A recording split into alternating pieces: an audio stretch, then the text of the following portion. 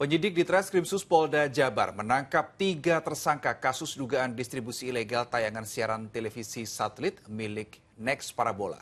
Ketiga tersangka kini terancam hukuman pidana penjara paling lama 9 tahun dengan denda paling banyak 3 miliar rupiah.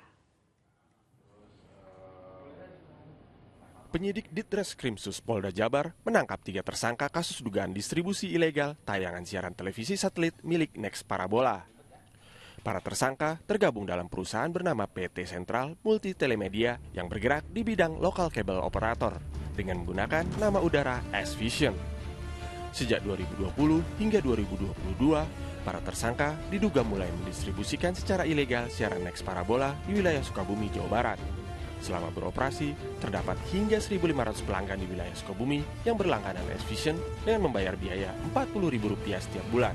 PT Sentral Multi Telemedia yang memiliki kerjasama dengan pihak Next Parabola awalnya dari tanggal 26 Februari 2020 sampai dengan 25 Februari 2022 yang pada saat ditemukannya memang perjanjian itu sudah selesai atau berakhir.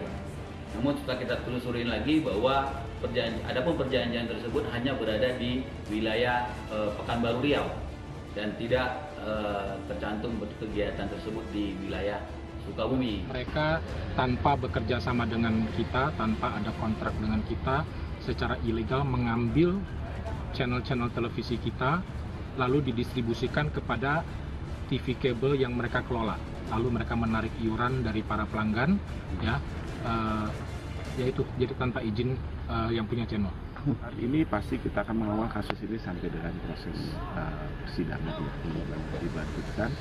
Tapi kalau memang terhadap perkara-perkara lain, nanti kembali lagi dari Next Parabola yang pasti akan mengumpulkan bukti, dan apabila bukti sudah lengkap dan dirasa cukup, mungkin akan melangkah juga pada proses hukum yang sama.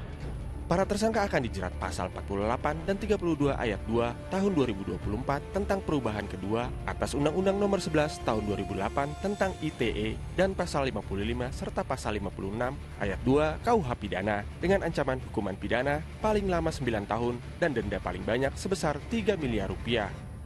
Kepolisian akan terus melakukan pengembangan dan mendalami lebih lanjut kasus ini karena diduga masih ada pihak lain yang terlibat. Muhammad Rizal melaporkan dari Bandung, Jawa Barat.